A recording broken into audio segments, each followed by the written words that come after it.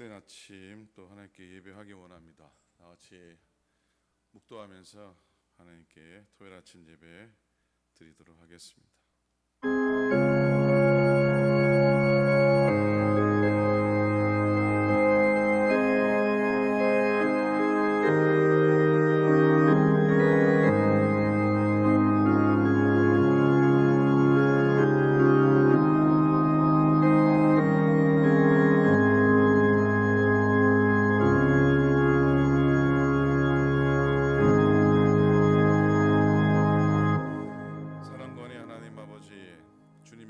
감사합니다. 지난 밤도 저희들 주 안에서 은혜 안에 쉬게 하시고 이른 아침 저희들을 깨워주셔서 하나님 빛과 소망 가운데 주의 전으로 향하게 하시니 감사를 드립니다. 2000년 전 가장 어두웠을 때 세상의 빛과 하나님 영광 가운데 주님 이 땅에 오신 줄로 믿습니다. 가장 아플 때, 가장 연약할 때, 가장 혼란스러울 때, 가장 슬플 때에 이 땅에 평화의 왕으로 오셨고 소망의 왕으로 또 사랑의 왕으로 오신 줄로 믿습니다. 오늘도 가난한 우리 심령 가운데 찾아오시고 혼돈스러운 이 땅 가운데 하나님이 찾아오셔서 참 평안 되시고 참 평화 되어 주시옵소서. 아픈 상처들을 치유하게 하시고 분열된 곳으로 하나 되게 도와주시옵시고 무너진 곳을 다시 세워주시옵시고 하나님 아버지 믿음의 복된 소망의 메시지들이 이 땅에 넘쳐나게 하여 주시옵소서. 오늘도 날씨가 굽고 또 짙은 어둠이 있지만 주의 전으로 향한 발걸음들을 복되게 하소서. 종들의 기도를 통해서 연약한 이들이 힘을 얻게 도와주시옵시고 주의 종들의 기도를 통해서 우리들의 가정이 더 복되게 하여 주시고 주의 종들의 부르짖음 통해서 하나님의 교회와 믿음의 공동체들이 든든하게 도와주시옵시고 당신의 종들의 기도를 통해서 이 땅과 이 세상과 나라들이 평안함을 얻게 하여 주시옵소서. 오늘도 말씀 가운데 나아갑니다. 대강절 보내는 한날, 또 내일 주일을 준비하는 한날 하나님의 은총 가운데 거하게 도와주시옵시고 오늘도 이 성전을 드나드는 모든 발걸음들을 위해 하나님의 평안과 하나님 복과 하나님의 은총을 도와여 주시옵소서. 부족하고 부족한 종을 세우셨으나 하나님이 친히 말씀하시고 오늘 말씀 가운데 위로 얻고 말씀 가운데 진리를 깨닫고 또 말씀 가운데 하나님께 한 발짝 한 발짝 한 걸음 한 걸음 가까이 나아가는 시간이 되도록 성령님 인도하여 주시옵소서. 우리의 은혜 받음을 방해하는 모든 악한 권세들을 물리쳐 주시고 제거하여 주시고 오늘도 우리의 마음에 소망의 문을 열고 주님의 오심을 믿음으로 받으며 또 그 은총 가운데 거하는 이 아침이 되게 성령님 인도하여 주시옵소서. 주의 종들을 축복하시고 위로하소서. 감사드립니다. 우리 주님 예수 그리스도의 이름으로 간절히 기도드립니다. 아멘. 아멘. 찬송하시겠습니다. 나의 영원하신 기업 생명보다 귀하다. 435장입니다. 찬송가 435장 찬송하겠습니다.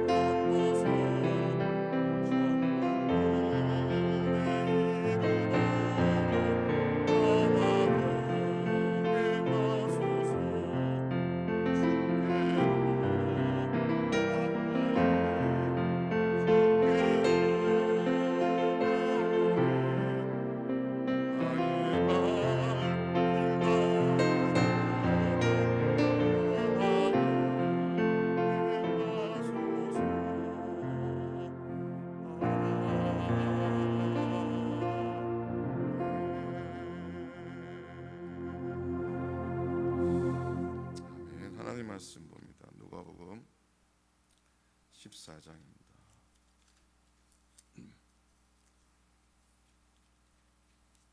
물 한 잔만 좀 주시겠습니다. 누가복음 14장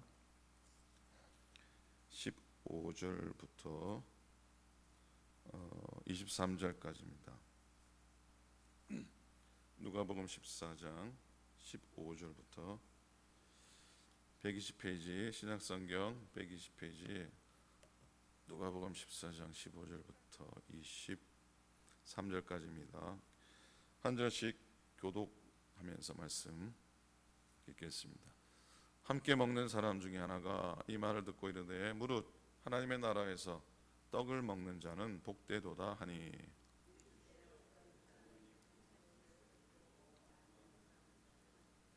잔치할 시각에 그 청하였던 자들에게 종을 보내 이르되 오소서 모든 것이 준비되었나이다 하며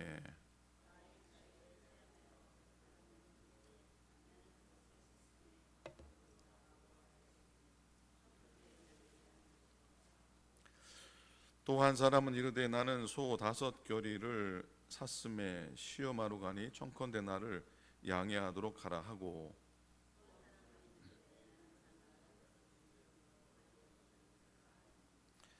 종이 돌아와 주인에게 그대로 고하니 이에 집주인이 노하여 그 종에게 이르되 빨리 시내 거리와 골목으로 나가서 가난한 자들과 몸 불편한 자들과 맹인들과 저는 자들을 데려오라 하니라.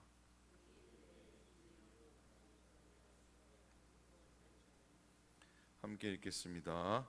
주인이 종에게 이르되 길과 산 울타리 가로 나가서 사람을 강권하여 데려다가 내 집을 채우라. 아멘. 아멘. 자, 한 주간 논의 안에 평안하셨습니까? 오늘 아침에 눈을 떴는데 비가 막 얼마나 쏟아 내리든지 예배 드리러 오시는 길, 걱정했는데 그래도 예배 전에 비가 많이 잦아들어서 그것도 은혜고 또 감사한 줄로 믿습니다. 평안하시고 안녕하십니까? 대한민국은 안녕하지 않은 것 같습니다. 대통령이 자리에서 내려왔는데 이게 환호할 일도 아니고 이게 화를 낼 일도 아니라고 생각합니다. 가슴을 치고 울어야 할 일이라고 생각이 됩니다. 너무나 나뉘어져서 너무나 자기만 맞다고 하는 바람에 그냥 다 깨져버린 것 같아서 참 마음이 아프고 좀 슬픕니다.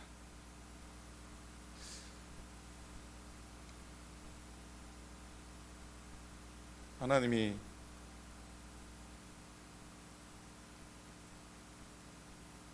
한국 민족을 참 사랑하신다고 믿던데 잠시 하나님 이렇게 하셔야 됩니까? 라는 생각도 들고 어쨌든 두고 본 우리의 미국 시민이지만 그래도 아직까지 여전히 한국 사람이고 그런 마음이니까 기도했으면 좋겠습니다. 기도하기 원합니다. 기도 많이 할 수 있기를 부탁을 드립니다.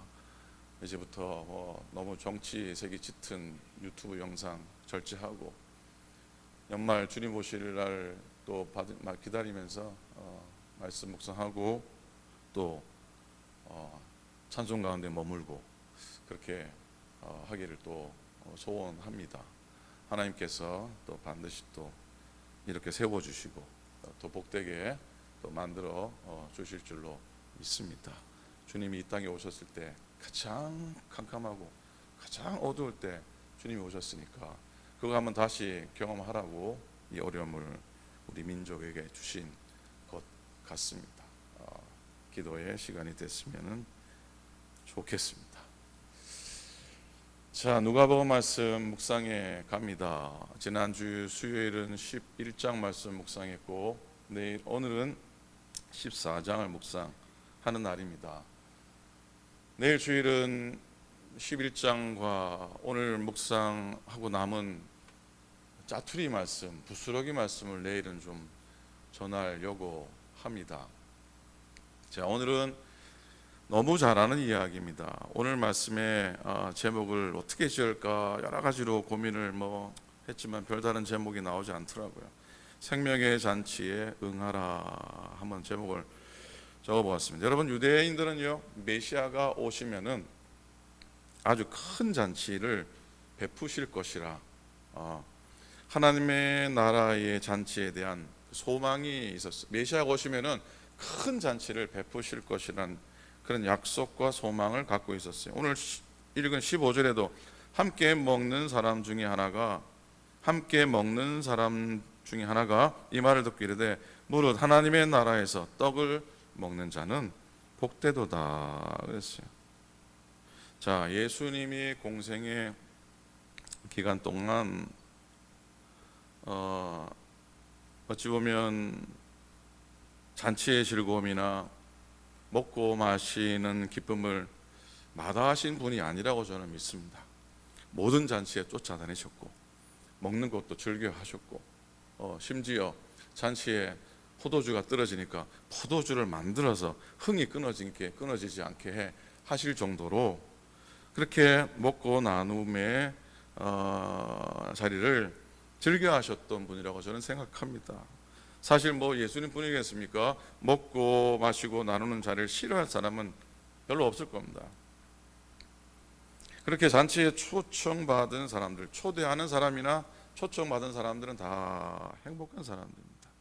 그런데 유대인들은요, 이방인들이나 죄인들은 그 잔치에 참여할 수 없다고, 오직 자기들만이 그 잔치에 참여할 수 있다고 믿었습니다. 유대인들은 자기만 잔치에 참석할 수 있는 그 자격이 된다라고 생각을 했습니다. 천국 잔치는 유대인들 그들만의 리그라고 생각했던 것이죠. 왜냐하면 유대의 사회는 거룩한 것, 속된 것, 의인, 죄인, 유대인, 이방인, 남자, 여자를 철저하게 구분함을 통해서 세워진 공동체였기 때문이었습니다. 그래서 유대인들은 나름 신앙생활을 잘하는 자들이 천국 잔치에 참여할 수 있다고 생각했던 것이죠. 주님이 오셔서 병든 사람을 고치고 귀신을 내어 쫓고 가난하고 소외된 사람들의 친구가 되어주고 아무와도 꺼리키지 않고 식사하셨을 때 소위 경건하다고 하는 사람들은 예수님을 한결같이 배척을 했습니다. 이 점에서 예수님은 소위 경건하다고 여겼던 사람들하고는 분명히 달랐습니다. 주님은 오히려 이 세상에서 하찮고 여겨지고 정말 무시함을 받은 사람들이 잔치에 참석하게 될 것이라고 말씀을 하십니다. 주님은 손을 씻지 않고 식사 자리에 앉는 것도 허용하셨고 죄인들의 친구가 되어주셨고 병든 이방인을 고쳐주셨고 여인과도 꺼리낌 없이 만나셨고 유대인들이 경멸하는 사마리아 사람들을 좋은 이웃이라고 그렇게 말씀을 하셨습니다. 이런 예수님의 모습은 그 경계를 넘어서는 또 다른 거룩한 도장깨기라는 생각을 하게 됩니다. 그런 예수님의 모습은 유대 지도자들에게는 매우 불편하게 보였고 매우 위험하게 보였습니다. 왜냐하면 자기네들이 서 있는 그 유대 사회의 토대가 허물어질 수 있다고 생각했기 때문입니다. 오늘도 이런 생각을 가진 사람이 참으로 많이 있습니다. 그런데 예수님에게는 그 경계선이 무의미했습니다. 예수님이 만난 사람들은 다 상처받고 살아가는 사람들이었고 사랑받기를 원하는 생명들이었기 때문입니다. 무의미 없는 게 아니라 그 경계선을 주님은 허물어야 된다고 생각하셨습니다. 그와 같은 사람들이 잔치의 자리에 초대받는 것이야말로 정말로 기쁘고 감사한 일이고 그들이 회복되는 것이라고 생각하셨던 겁니다.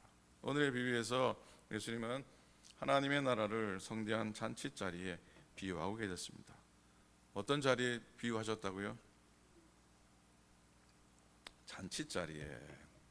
그런데 유대인들이 이런 천국 잔치를 외면합니다. 예수님은 그 자리를 이방인들이 채울 것이다라고 말씀을 하십니다. 잔치는 축제고 복된 만남 아닙니까? 그죠? 여러 사람들이 모여서 음식을 나누고 서로의 말에 귀를 기울여주고, 그러면서 한 사람 한 사람이 세워지고 드러나게 됨을 통해서 하나의 공동체가 세워지는 거예요. 그죠? 그래서 하나님의 나라의 공동체는 어떤 사람은 이렇게 표현하죠. 밥상 공동체라고 얘기하거든요. 이렇게 하나님의 나라는 경계가 무너집니다. 밥같이 먹는데 경계가 있을 수가 있겠습니까? 밥같이 먹는데 있었던 경계도 무너지는 거 아니겠습니까? 그렇게 모든 것이 무너진 벗들의 나라가 하나님의 나라라고 선포하시고 있습니다. 그런데 오늘 비유에 등장하는 인물의 공통점은 안타깝게도 그 초대에 응하지 않는다는 거야. 응하지 않습니다. 그들이 내어준 불참의 명분은 해야 할 일이 많다는 거예요. 해야 할 일이 많다. 뭐가 많다고요? 해야 할 일이 많다는 거다. 해야 할 일이 많다는 건 사실 약간 핑계고요. 그 자리에 가고 싶지가 않은 거예요. 그 자리가 내키지 않은 겁니다. 여러분, 우리들은 주님이 오라 그러고 초대하시면 기꺼이 응해서 그 잔치에 참여하는 그 천국 잔치에 백성들이 되시기를 간절히 부탁을 드립니다. 아멘. 자, 첫째로요, 밭을 산 사람이 등장하는데 준비가 다 됐으니 오십시오라고 초청했는데 얘가 밭을 샀기 때문에 좀 나가봐야 됩니다라고 초대에 응답하지 않습니다. 이 사람은 자기 소유에 집착하는 사람입니다. 그는 자기 재산 불리기에 온 마음을 빼앗겨서 주님의 생명잔치에 참여하려 하지 않습니다. 그는 모든 것을 계량화합니다. 즉 숫자화합니다. 숫자로 먹고 생각합니다. 그러니까 이익이냐 손해냐가 그 사람의 판단의 기준인 겁니다. 이런 사람은 성과 중심으로 살고 완벽주의 스타일이고요, 경쟁지약입니다. 그래서 역설적으로 그들은 심리적으로 매우 불안정하다는 거예요.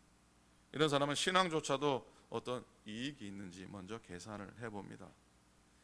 그는 잔치 자리에 나가서 사람들을 만나는 게 시간 낭비라고 결론을 내리고 아무것도 생길 것 없는 천국 잔치 초청을 무시합니다. 둘째로 어떤 사람이 나냐면 소를 산 사람이 나오죠. 그렇죠?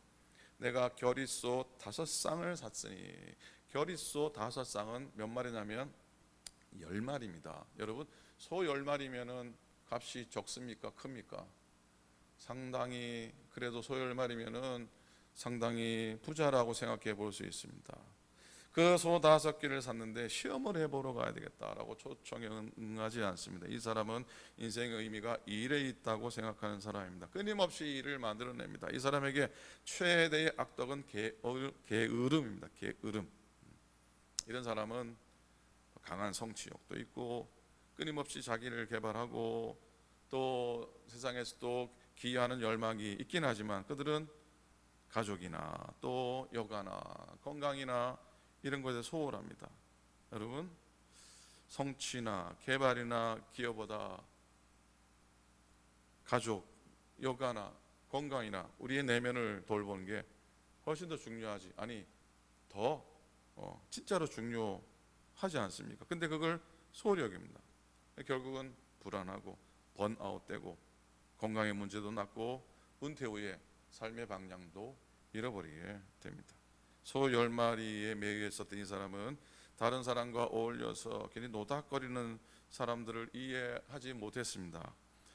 이렇게 보젓한 길을 걸어가면서 또 저녁 노을을 바라보면서 쉼을 누리고 묵상하는 사람들을 이해할 수가 없었습니다.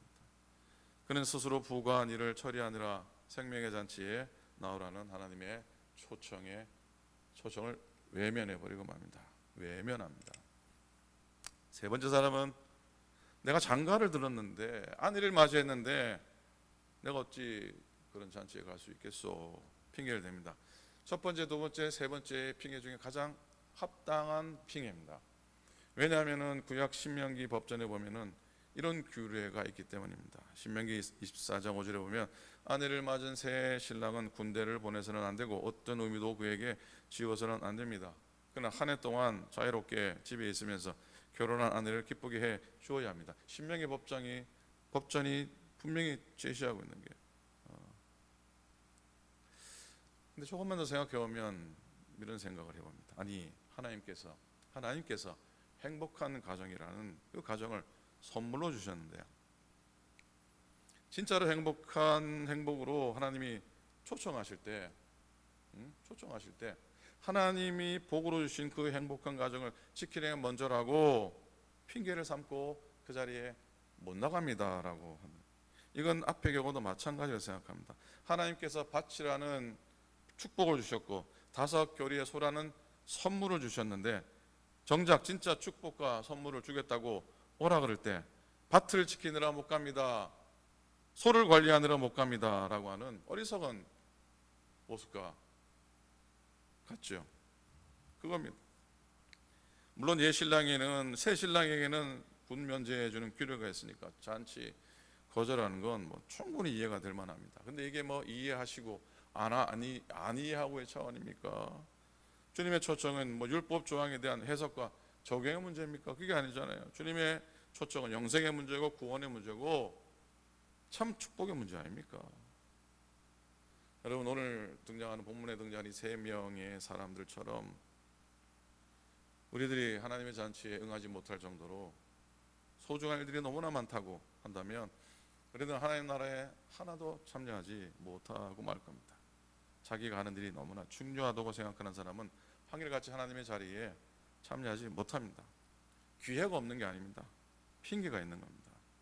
그들은 언제나 먼저 해야 할 일이 있다고 생각하죠. 참여해 불편함을 느낄 것 같고 비위에 맞지 않은 이들과 사귈 생각이 없었던 겁니다. 본문에 등장하는 인물들은 모두가 다 부유하고 넉넉해 보입니다. 밭을 사고 소를 사고 결혼을 하고, 그들은 자신의 행복을 위해서 굳이 타인이 필요하지 않다고 생각한 사람들입니다. 시편 17편의 시인이 이렇게 고백합니다. 17편 14절인데 주님, 이 세상에서 받을 몫을 다 받고 사는 사람들에게서 나를 구해 주십시오. 주님께서 몸소 구해 주십시오. 그들은 주님께서 쌓아두신 재물로 자기들의 배를 채우고 남은 것을 자녀들에게 물려주고 그래도 남아서 자신들의 자식들에게까지 자식의 자식들까지 물려줍니다. 초대를 거절한 사람은 이 세상에서 받을 몫을 다 받은 사람이라는 생각 해봅니다. 결국 주인은 노합니다. 종들을 시켜서 초대받지 못했던 사람들을 불러오라고 합니다. 빨리 시내 거리 골목에 나가서 가난한 자들과 몸 불편한 자들과 맹인들과 저는 자들을 데려오라. 이게 될 일입니까? 이 내일의 잔치에 올 사람들이 전혀 아닙니다. 올 수 있는 사람들이 아닙니다. 세상에 살면서 세상으로부터 외면당했던 사람들 아닙니까? 주위 사람들이 불편하게 생각했던 사람들, 땀내나고 더럽고 위험해 보이는, 상대하고 싶지 않았던 그런 사람들을 주인이 초청을 합니다. 그들이 기꺼이 그 초청에 응합니다. 그랜도 자리가 비었습니다. 주인이 명령합니다. 길과 산울타리 가로 나가서 사람을 강권하여 데려다가 내 집을 채우라. 23절 말씀이죠. 산울타리 길하고 산울타리 나가서 사람을 강권하여 데려다가 내 집을 채우라 하십니다. 여러분, 대강절기를 지나가고 있습니다. 2000년 전에 우리 주님께서 이 세상에 천지에 좋은 곳도 많고 화려한 곳도 많은데 그 모든 것을 다 거절하시고 베들레헴 마구간 마을 구유에 오셨습니다. 정말 하찮고 냄새나고 추한 마구간 마을 구유에 오셨습니다.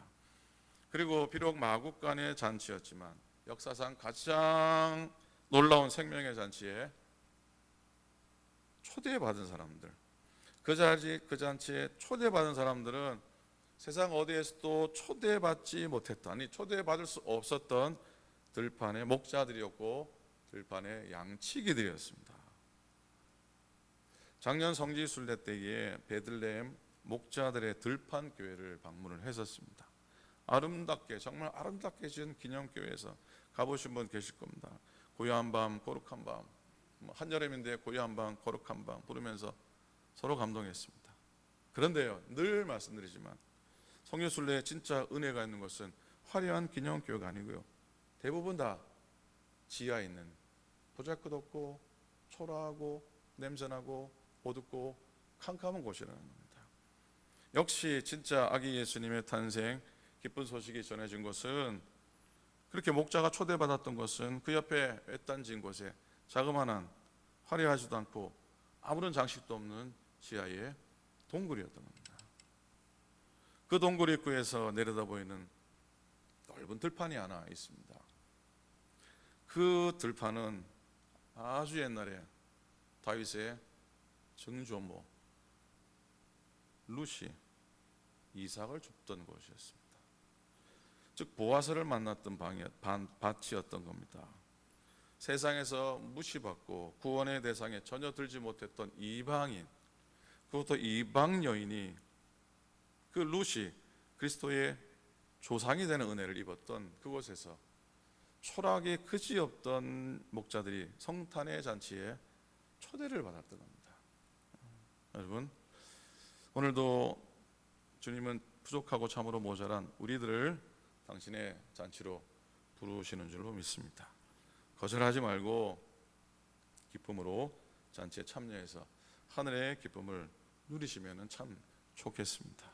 오직 오늘이라고 일컬어지는 동안 우리가 주님의 초대에 응해야 됩니다.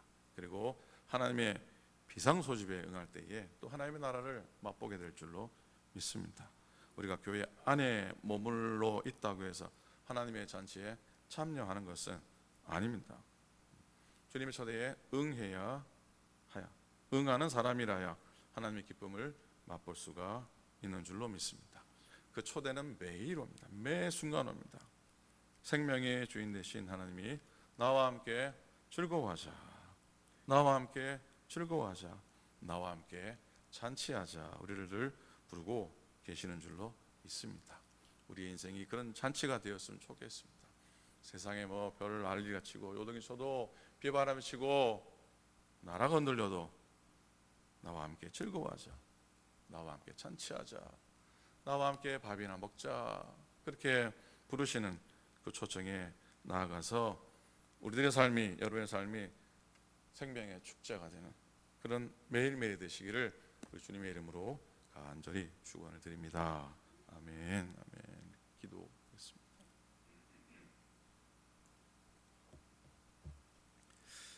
주신 말씀 마음속에 담고 기도합니다. 내일 주일입니다. 대강절 셋째 주일입니다. 우리 마음속에 오시옵소서. 우리 교회에 오시고 가정에 오시고 이 땅 가운데 특별히 혼돈스럽고 아픔 있고 죽음 있는 전쟁터 또 재난 특별히 우리 대한민국에 주님 오시옵소서 기도하기 원합니다.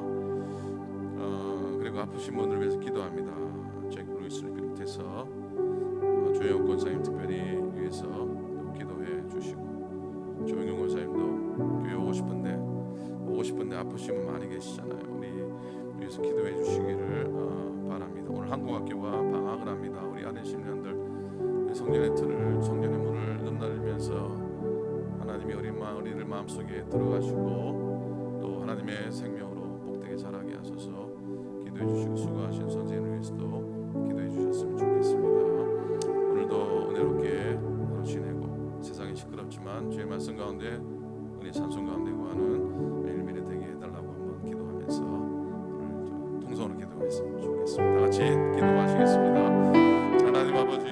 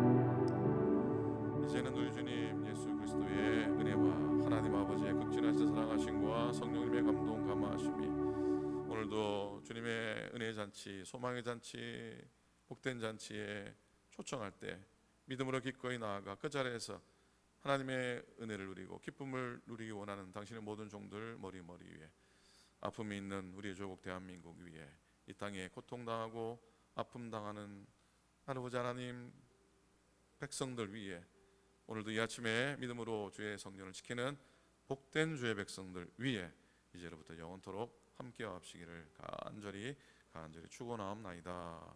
아멘.